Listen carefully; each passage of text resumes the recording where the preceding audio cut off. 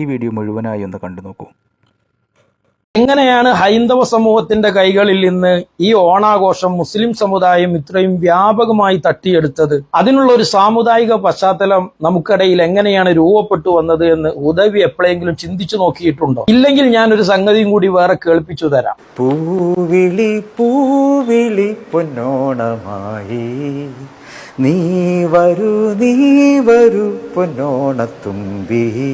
മുസ്ലിം പള്ളികളിൽ നിന്ന് പണ്ഡിതന്മാരും ഉലമാക്കളും ഒക്കെ വ്യാപകമായി മുസ്ലിം സമുദായത്തെ ഇത്തരം കാര്യങ്ങളിൽ നിന്ന് പിന്തിരിപ്പിക്കാൻ ശ്രമിക്കുമ്പോൾ അത്തരം കാര്യങ്ങളുടെ മുൻനിരയിൽ നിന്നുകൊണ്ട് അതിനൊക്കെ പ്രചോദനം നൽകിയതിൽ ആർക്കാണ് ഹുദവി പങ്കുള്ളത്? ഈ നാട്ടിലെ മുസ്ലിം മഹല്ലത്തുകളുടെ ഏറ്റവും സമുന്നതമായ ഖാദി സ്ഥാനത്ത് നിൽക്കുന്നവർ, സമുദായം ഏറ്റവും കൂടുതൽ റോൾ മോഡലായി കാണുന്ന വ്യക്തിത്വങ്ങൾ ഇത്തരം ആഘോഷ രീതികളിലേക്ക് വളരെ സുതാര്യമായും വ്യാപകമായും ഇറങ്ങിത്തിരിച്ചതിന്റെ ഒരു ദുരന്തം കൂടിയാണ് താങ്കൾ യാത്രാവേളയിൽ കണ്ട അത്തരം കലാപ്രകടനങ്ങളുടെ കാരണമെന്ന് നിങ്ങൾ മറന്നുപോകാൻ പാടില്ല. പിന്നെ ഓണാഘോഷങ്ങളുടെ പേരിൽ തെരുവിൽ തുള്ളിക്കൊണ്ടിരിക്കുന്ന പെൺകുട്ടികളുടെയും ആൺകുട്ടികളുടെയും ഒക്കെ കാര്യം ആലോചിച്ചും പ്രിയപ്പെട്ട ഹുദവി സങ്കടപ്പെടുന്നുണ്ട്. ആലോചിച്ചിട്ടുണ്ടോ ഹുദവി?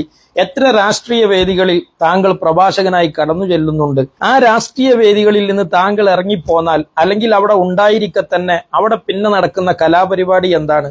താങ്കൾ എന്താണോ തെരുവിൽ ഓണാഘോഷത്തിന് വേണ്ടി കണ്ടത്, അതിന്റെ മറ്റു ചില വേർഷനുകൾ സാമുദായിക രാഷ്ട്രീയത്തിൽ താങ്കൾ പ്രഭാഷണം നടത്തിപ്പോരുന്ന വേദികളിൽ നടക്കുന്നില്ലേ? ഇത്തരം തെറ്റുകളുടെ ഗൗരവം സമുദായത്തിൽ കുറഞ്ഞു വരികയും അതൊക്കെ സാമാന്യവൽക്കരിക്കപ്പെടുകയും ചെയ്തതിന്റെ പിന്നിൽ താങ്കൾക്ക് കൂടി ചെറിയൊരു പങ്കുണ്ടോ എന്ന് പുനരാലോചന നടത്താൻ താങ്കളുടെ യാത്രാവേളകളിൽ കണ്ട ദുരന്തം താങ്കൾക്ക് കാരണമാകണ്ടേ? നിങ്ങൾ അതിന്റെ അവകാശികൾക്ക് വകവെച്ച് നൽകുക. ഇതായിരുന്നു സമുദായത്തിലെ സമുന്നതരായ ആളുകളൊക്കെ ക്രിസ്തുമസിലും ഓണത്തിലൊക്കെ വ്യാപകമായി പങ്കാളികളായപ്പോ ആലിമീങ്ങൾ നിരന്തരമായി പറഞ്ഞുകൊണ്ടിരുന്നത്. പക്ഷെ ആ പറയുന്ന ആലിമീങ്ങളെ തെറി പറയാനും അവരെ ആക്ഷേപിക്കുവാനും അവരെ വിവിധ ചാപ്പകളും മുദ്രകളും ചാർത്തി ആക്ഷേപിക്കാനുമല്ലേ ഉദവി പലപ്പോഴും താങ്കൾക്ക് വേദി കെട്ടിത്തരുന്ന താങ്കളുടെ കൂടി അണികൾ ചെയ്തുകൊണ്ടിരിക്കുന്നത്? ഗൗരവമായ പുനരാലോചനകളും പരിഹാരക്രിയകളും തെറ്റുതിരുത്തലുകളും സ്വന്തം പാളയത്തിൽ നിന്ന് തുടങ്ങാതെ എങ്ങനെയാണ് ഹുദവി ഈ തലമുറയെ നമുക്ക് തിരുത്താൻ സാധിക്കുക? സാന്ദർഭികമായി ഇത് കേൾക്കുന്ന ഈ സമുദായത്തിലെ പ്രിയപ്പെട്ട ചെറുപ്പക്കാരോട്, യുവാക്കളോട് സ്നേഹബുദ്ധിയ ഉണർത്താനുള്ളത്, ഓണാഘോഷങ്ങളിലേക്ക് ഇറങ്ങിത്തിരിക്കുമ്പോൾ സംഭവിക്കുന്ന മതപരമായൊരു തിന്മ എന്നതോടൊപ്പം തന്നെ ഇന്ന് അത്തരം കാര്യങ്ങൾ